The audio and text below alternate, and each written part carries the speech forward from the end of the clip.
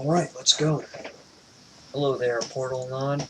Some of you may know him from the My Little Waifu forums where he's posted about the CTB project, otherwise known as Crossing the Boundaries. He is a very knowledgeable man who has had very many experiences with astrally projecting and lucid dreamings, as well as using what's the word? Anthropom. For substance. Ethnogenics. Ethnogenic substances, and otherwise sorts of things to help reach over and cross the boundary. So, this is a man who I only have known for about a month and a half, and yet he's been quite an inspiration to me. And he has inspired me to crawl out of the depressive pit I was and to focus on reaching a new boundary, a new dimension, which is going over there. So I'll defer to him, and will you tell us a bit about yourself? Yes, absolutely. Thank you. I'm Portalanon. I'm living in Colorado, and I have been experiencing other worlds, dimensions, planes, whatever you want to call them, for several years now. I reach these worlds through lucid dreaming, astral projection, use of ethnogenic substances. There's actually a great number of ways that me and others reach this other world. So let's start about talking about the nature of this other world.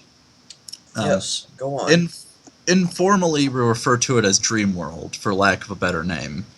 Yes, this world is dreamlike in a lot of ways, but is very distinct from that. Dreamworld is, to the best we can tell, a different plane of existence. The precise nature of it is unknown, but what we do know is that a large number of people, maybe as many as 10%, have had experiences in this other world. We will lucid dream it, or astral project there, or in some way interact with it. This other realm has beings, creatures, places that many people would consider to be fictional, like the My Little Pony universe or the Star Trek universe. It also contains religious worlds where you could meet and interact with a variety of religious figures if you so choose. So you're saying that for example, in my childhood years, my young teenage years, I would always used to have very vivid dreams and imaginations about going out and seeing other worlds and going out and meeting up with other alien creatures in the Star Wars world or in the fantasy worlds. So that basically would say that, yeah, those worlds do exist.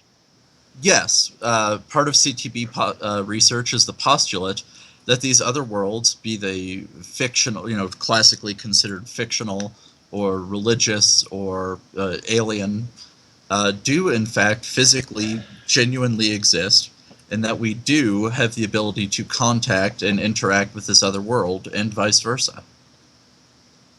Oh, well, in a way, I did always imagine that in my deepest, darkest heart of hearts, but it's something that I never until recently, when I got into the whole pony waifuism thing, never considered to be a real option. And Uh, I'll have to say that there is almost a thing where you kind of feel like the more people believe in it, the more that it's actually real. Is there any truth to that? There seems to be. All we have is what we've observed. In our observations seem to tell us that the more people focusing on a world, the more, in some ways, the more developed it may be, or in my personal interpretation, the more we are able to access it, implying that it is pre-existing and fully developed, but the more people that are focusing on it, the more we are able to contact it. There are several interpretations of this, but that happens to be mine. Indeed, many of us spent our childhoods dreaming and thinking about these other worlds and other beings. They're It may be the case that children are more able to pick up on Dreamworld, more receptive to it. You know, I have to admit that I feel almost like like a bit of a klutz or a bit of embarrassed in a way. How now it's 10 years later. 10 years ago, I was some impressionable, curious, and conflicted young man who started researching into Egyptian mythology and Egyptian reconstruction religions and basically like modern day cults that were based off of ancient Egyptian religion as best as they could conduct them. And I would worship Egyptian gods like Anubis and Kemet and Set, and then I got caught up and then because Egyptian gods were all half animal, half man, I got caught up with furryism and stuff like that after that, and I completely forgot about that. But now after 10 years, I feel I'm being drawn back to the religious aspect. I'm like, what the heck? It's just so weird. But I feel like this is always how it's meant to be. I always feel like what the world is that I see with my eyes is not the world that I was meant to be with, and that there's always something else, a greater, a more spiritual, a more esoteric thing out there. Oh, absolutely. With response to the Egyptian notion, I personally know Anubis on the other side, and we have long conversations. Um, Dreamworld contains so many different worlds and so many different beings and creatures. It boggles the mind.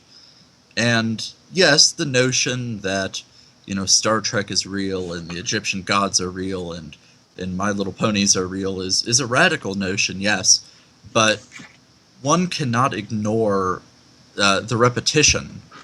People experiencing this all over the world over and over and over and having strikingly similar experiences. It leads us to believe that there is, in fact, at least some phenomenon going on. And in the first stage of CTB, Crossing the Boundary research, is to better understand this phenomenon. Mm-hmm. So how do we go about doing that? You said that you've managed to recruit a number of people from 8chan and your other places. Oh yes, I have recruited a number of people, both friends and people I know in person and online, in a variety of different places. I've recruited quite a team of researchers. At this early stage, we are going to start by collecting data, writing documents, reading occult texts, and generally analyzing what the information we have access to. Hey, dude, if it comes to cult texts, I've got a bit of a, I've got a bit of a head start in a way. As I said, I started off this whole thing 10 years ago reading occult texts, reading the Egyptian Book of the Dead and all that type of stuff. But then I got sidetracked with my attraction to animals, like humans with animal heads and stuff like that, which Yeah, made me think about anthropomorphics. furries. I'm not kidding you. That furry stuff got me completely sidetracked for so many years because I started off with being interested in that Egyptian religion, and Egyptian reconstruction religion, and Egyptian occultism, because my interest in the whole animal hybrid human thing, and then they took my whole sexual interest in it and subverted it, so I completely lost so much of that. So I'm pretty much like a filthy pervert. Well, that's not entirely unheard of. Everyone seems to have their own story as to how they first got into this, but and I don't want to go too much detail here, but it often does turn sexual. Being unlocked to this very open world with all these beloved characters and figures, it absolutely can become romantic in a lot of ways. Um, Moving on, uh, once we have collected enough data, we're going to start performing testable scientific experiments to see if one can, in fact, in a manner of speaking, send another person a piece of hidden information that can be later confirmed. We have a number of experiments we're designing where we're going to probe and test these phenomena and try to get information to drop out, verifiable, reproducible information. Or, alternatively, if we cannot get verifiable, reproducible information to fall out, we can conclude that it is not something that can, in fact, be tested by our means, sort of like looking for a unicorn in the sock drawer with a metal detector. We may not even know if these tests are exactly the right tests we need to be doing, but it is a place to start. It is, indeed. It's better to start off with someplace than rather not do anything, right?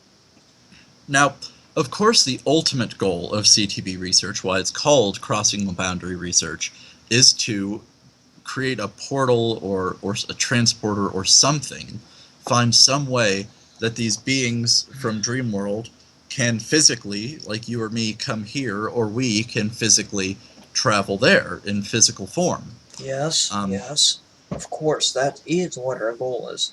And as I said, that is, I've told you about my own experiences with astral projection, and I do want to have that again. I do want to be with the ones that I love again. And you do too, right?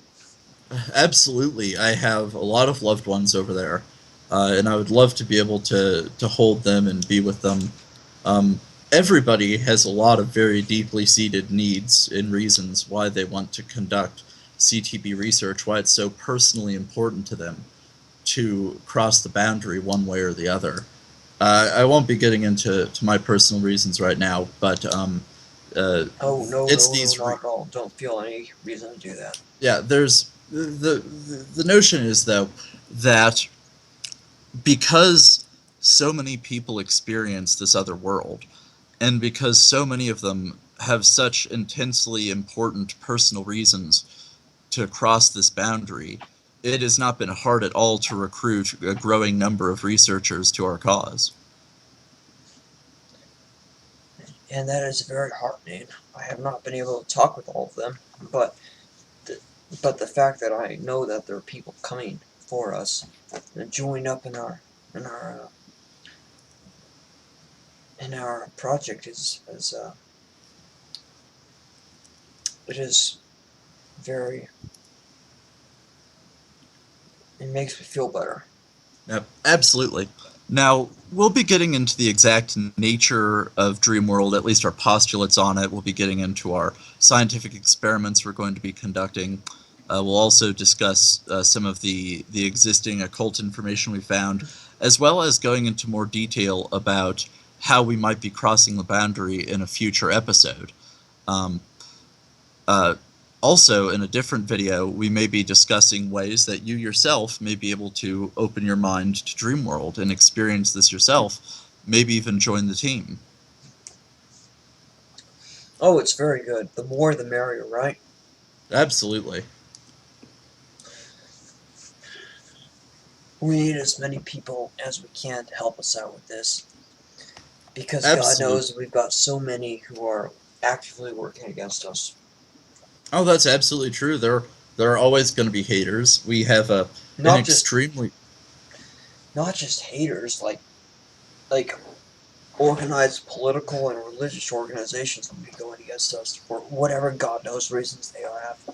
well, no doubt about that, but I'm not going to address that right now. But we do admittedly have an extremely radical notion, and the notion is laughable to, I'd say, the average person, and it is a radical notion, and superficially it seems kind of nuts. But, so was the Earth being round, so was the notion of the relativity of time and space, so was the probabilistic nature of the photon. Over time, we see a lot of crazy notions that were at one time extremely radical and actively worked against come to fruition. So I think given the number of people that experience this and the bizarre occurrences we have that seem to validate it, just given this mound of evidence, it would be folly not to research this. And we need as many people working on this as possible, people that experience it, people that don't experience it, skeptics that can push us and try to get better things to fall out. And everybody's welcome to come and join this discussion and see what happens.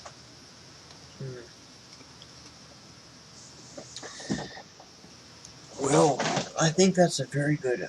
do you think that's a very good spot to end for now? Yeah, I think that's great. You know, the call to action is usually where you end. Yep, exactly. Let's see. Let's see about this. Stop recording.